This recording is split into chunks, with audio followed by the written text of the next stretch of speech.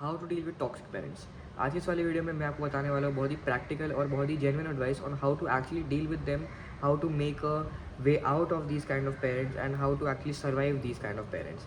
ये वीडियो में आपको एम्पैथी सिंपैथी वाली बातें नहीं होने वाली, क्योंकि इस वीडियो में बहुत ही प्रैक्टिकल एडवाइस देने वाला हूँ कि एक्चुअल में अगर आपको ऐसी प्रॉब्लम का सोल्यूशन चाहिए तो आपको क्या करना चाहिए।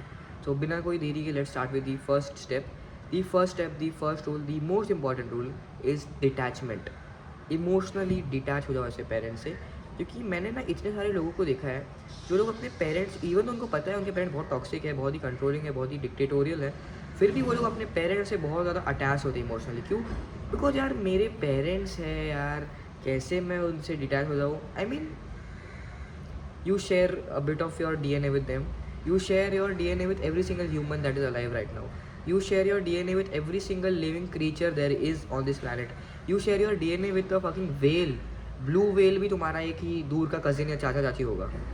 आई मीन पता है ना, एवोल्यूशन की वजह से सब लोग तुम्हारे ही डीएनए के बने हैं, तुम्हारे ही डीएनए को शेयर करते हैं। तो क्या तुम सबके लिए ऐसा करोगे? नहीं ना। पेरेंट्स है तो मेरे को तो ये समझता नहीं, इंडिया का एक कल्चर भी सब वियर्ड सा है कि अगर वो तुमसे 5 साल पहले पैदा हुआ था तो उसके पैर छुओ। क्यों? क्योंकि he deserve respect but you don't, क्योंकि वो तुमसे 5 साल पहले पैदा हुआ था। How does that make a difference? तो यहाँ पे सेम चीज़ होता है, सेम चीज़ अप्लाई होता है कि पेरेंट्स है तो उनको डिटैच नहीं हो सकते उनसे, उनसे कम हमेशा इमोशनल अटैच होने का है, चाहे कितने भी टॉक्सिक हो, कितने भी घटिया पेरेंट्स हो, हमेशा उनसे प्यार करते रहने का। क्यों भाई? मत करो, क्योंकि डिटैचमेंट अगर तुम कर लोगे सबसे पहले तुम्हें इमोशनली हर्ट होना बंद हो जाएगा। आपको सबसे पहली बात ये समझनी पड़ेगी कि तुम्हारे सबके सारे के सारे पेन का एक ही जड़ है, एक ही रूट कॉज है, और वो है आपका एक्सपेक्टेशंस। एक्सपेक्टेशन आते हैं इमोशनल अटैचमेंट से। आप उनसे अटैच हो, आप एक्सपेक्ट करते हो कि they show up for you, they talk to you, they speak to you, but they won't emotionally detach हो ऐसे लोगों से, ऐसे पेरेंट्स से। ये नहीं बोल रहा हूँ कि उनसे रूड हो जाओ, पर उनसे एक्सपेक्टेशन मत रखो, उनसे इमोशनली कट ऑफ हो जाओ कि भाई जो भी हो मुझे इमोशनली हर्ट नहीं होना चाहिए। मेरे जो इमोशनल पीस है, मेरा जो मेंटल पीस है, सबसे इंपॉर्टेंट चीज़ आपकी लाइफ की, and you should guard it with your life. तो नेवर लेट देम और एनी वन डिसरप्ट और ruin your mental peace. The second step is never argue with these parents. आपको मैं बताने वाला हूँ unless, never argue with these parents unless क्या, third point में बात करते हैं इसके बारे में। तो Y you should never argue with these kind of parents is because मैंने एक वीडियो बनाया पूरा का पूरा, why you should never argue with arrogant and egoistic people when they are your masters. जब वो आपसे ऊपर है, आपकी औकात से ऊपर है, आपकी एज से ऊपर है, आप उनसे आर्ग्यू करके आपका कोई भी फ़ायदा नहीं हो सकता आपकी लाइफ में। क्यों? मैं आपको बताता हूँ। सबसे पहली बात आपको ये बात माननी पड़ेगी कि आप जो है उनके स्लेव्स हो, क्योंकि आप उनके ही छत के नीचे पल रहे हो, उनके पैसे पे पल रहे हो मोस्ट प्रॉबली। एंड ना मेरे फादर ने मेरे को ये बहुत सॉरी मेरे फादर ने मेरे को ये बात बोली थी कुछ महीने पहले, हमारी लड़ाई हो गई थी उसमें।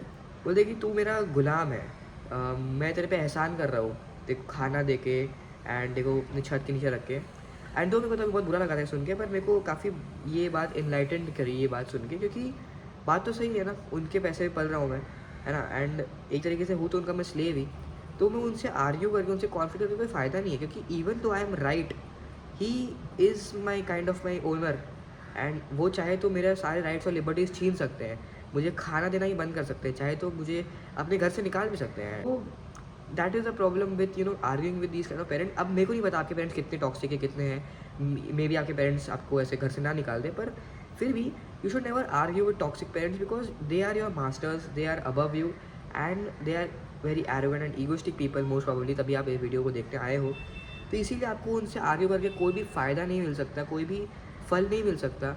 जो भी मिलेगा वो आपका नुकसान ही है, क्योंकि वो आपका लिबर्टीज़ छीन लेंगे, आपके राइट्स छीन लेंगे, आपसे और बदतमीज़ी से पेश आएंगे। तो इसीलिए कभी भी ऐसे लोगों से आर्ग्यू मत करो। छोटी मोटी चीज़ें हैं, भूल जाओ, छोड़ो, एडजस्ट कर लो, सह लो, क्योंकि आप अगर आर्ग्यू करोगे ना आपका कोई फ़ायदा नहीं है, क्योंकि even though you are right, you are never right, because they are above you and power always wins. अब बात करते हैं थर्ड पॉइंट की, unless factor. When you should actually argue with your parents, when you should not stay quiet, when you should not stay shut up. Was that right English? No, sorry, I am so sorry for that. The unless point was कि अगर they are trying to ruin your life, never let them ruin your life guys। मतलब छोटी मोटी चीज़ों में है ना, छोटी मोटी चीज़ों में अगर आपको इनकन्वीनियंस हो रही है, सह लो, आर्ग्यू मत करो, कोई बात नहीं, जाने दो। पर अगर वो ऐसी चीज़ के बारे में, फॉर एग्जाम्पल मेरी लाइफ में जब मेरा 10th खत्म हुआ, they wanted me to go and do IIT JEE science लेके, मेरे को साइंस नहीं लेना था बिकॉज मेरे को साइंस में कोई इंटरेस्ट नहीं था। मेरे को 10th में पता है केमिस्ट्री में 40 मार्क्स आया। आई बेयरली पास्ड। ओवरऑल मेरे को परसेंट अच्छा खासा ठीक ठाक आया, मतलब not, I am not happy with it, but ठीक ठाक आया, 85.2 आया। बट मेरे को केमिस्ट्री में 40 मार्क्स आया, ऑलमोस्ट फेल, 5 मार्क्स से पास हुआ मैं, जस्ट 5 मार्क्स से। And they still wanted me to do IIT JEE। क्यों? सब लोग कर रहे हैं, हम भी इंजीनियर थे, तुम भी करो। अब इस चीज़ में अगर मैं आर्ग्यू ना करता ना, इस चीज़ में अगर मैं सेकंड पॉइंट पे लागू रहता और मैं आर्ग्यू ना करता, अभी मैं ना अपना यूट्यूब कर पा रहा होता, अभी मैं ना अपना किक बॉक्सिंग करियर को कंटिन्यू कर पा रहा होता, अभी मैं ना अपना बिजनेस पे ध्यान दे पा रहा होता, ना मैं अपनी लाइफ जी पा रहा होता, अभी मैं अपनी लाइफ में खुश नहीं होता। दो मेरी लाइफ में बहुत डार्क सर्कल्स है, पर खुश तो हूँ मैं एटलीस्ट, मतलब मेरे को लग रहा है कि मैं अपनी मर्जी का कुछ ना कुछ तो कर रहा हूँ at least. I am kind of happy in my life. And अगर मैं IIT JEE कर रहा होता ना, कुछ नहीं होता उनमें से। I would not be happy, I would not be able to do the things I actually enjoy doing, I actually like doing, I would not. I am in 11th right now and मेरा life living hell हो जाता। May be कुछ लोगों को IIT JEE पसंद होता, उनको लिए लाइफ अच्छा होता, पर मेरे को नहीं पसंद ना। मेरे और आप में डिफरेंस है, मेरे को नहीं पसंद।